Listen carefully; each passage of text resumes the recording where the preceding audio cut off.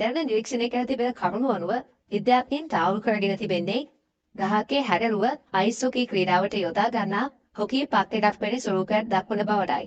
ඒ විතරක් නොවේ මේ ග්‍රහකයේ පැමිණ තිබෙන්නේ අඳහරු සහ බ්‍රහස්පති අතර පවතින දැවැන්ත ධාත කලාපයක් වන ඇස්ටරොයිඩ් බෙල්ට් එක තුලින්. ඇස්ටරොයිඩ් බෙල්ට් එකේ මධ්‍යම කලාපයෙන් තමයි 2024 YR4 ග්‍රහකය බිහි තිබෙන බවට සොයාගෙන තිබෙන්නේ. සරලවම කිව්වොත් අතීතයේ තිබුණු ග්‍රහවස්තුවක ශේෂ කොටස් තමයි මේ ආකාරයට ග්‍රහත වශයෙන් අද අපට දක්නට ලැබෙන්නේ. ඒ විතරක් නොවේ විද්‍යාඥයින් මේ ග්‍රහකයේ භ්‍රමණ කාලය මැන ගැනීමට සමත් වෙලා. ඒ අනුව ඔවුන්ට පෙනී ගොස් තිබෙන්නේ ග්‍රහකයේ එක් වටයක් මිනිත්තු 20ක කාලයක් ඇතුළත සම්පූර්ණ කරන බවටයි. මේ නිසා මේ ග්‍රහකය සැබවින්ම වේගවත් භ්‍රමණ කාලයක් වෙන්නන වස්තුවක් කියලා හඳුන්වා දෙන්න පුළුවන්. ඉතින් දැන් ටිකෙන් ටික මේ ග්‍රහකය ගැන විද්‍යාඥයින් කරුණු සොයා දැනමින් පවතිනවා. තවත් බොහෝ කරුණු ඉදිරි අනාගතයේදී අපිට දැනගන්නට අවස්ථාව ලැබේවි.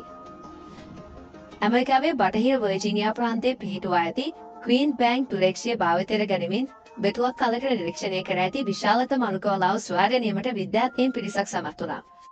මේ අපගේ ශිරපත මන්දාකිණිය තුලින්ම නිරීක්ෂණය කරන ලද දැවැන්ත තාරකාවන් දීවන කලාපයක් වන අතර ආලෝක වර්ෂ 200ක් පමණ ප්‍රදේශයක් පුරා පැතිරී ගොස් පවතිනවා.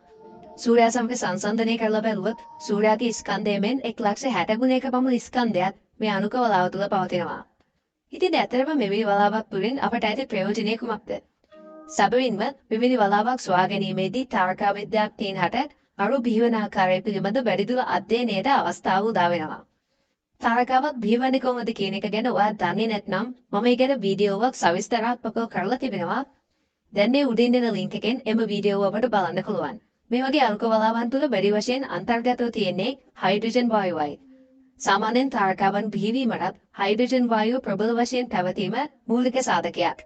ඒ වගේම මෙවැනි වලාවන් වල ස්කන්ධය අනුව මේවා විවිධ වර්ගීකරණයන් වලට බෙදා දක්වන්න පුළුවන්. ඒ අනුව සූර්යාගේ ස්කන්ධය මෙන් ලක්ෂයකට වඩා ස්කන්ධයක් පවතින වලාවන් තාරකා විද්‍යාඥයින් නම් කරන්නේ GMC නැත්නම් Giant Molecular Clouds ලෙසයි. මේ විදිහට නම් කරන GMC වලාවන් වල විස්කම්භය ආලෝක වර්ෂ 15 සිට 600 දක්වා අතර ප්‍රමාණයක් තමයි දක්නට ලැබෙන්නේ. කෙසේ වෙතත් මේ ස්වාදත් අණුක වලාව මෙවැනි ආකාරයේ GMC වර්ගීකරණයකට තමයි අයත් වන්නේ. අද වර්තමානයේ වෙද්දී මේ වලාවට දැන් මේ තිරේ දිස්වන නාමය ලබා දී තිබෙනවා. මේ වගේම පෘථිවියෙන් ආලෝක වර්ෂ 23000ක් පමණ දුරකින් තමයි මේ ආලෝක වලාව තාරකා විද්‍යාඥයින් නිරීක්ෂණය කර තිබෙන්නේ. ඉතින් මේ ස්වාගත අපූර්ව අති විශාල අණුක වලාව තුළ මේ වන විට තාරකාවන් බිහිවීමෙන් පවතිනවා වගේම මේ වන විට තරු බිහි වෙලත් ඇති. මේ විශ්වයේ ජීවයක් නැහැ කියන එක අපිට තවමත් හිතින්වත් ඉවත් කරන්න බැරි දැවැන්ත ගැටලුවක්. එනම් ඊළඟ වීඩියෝ එකෙන් හමු වෙමු. එතෙක් ඔබට සුබ දවසක්.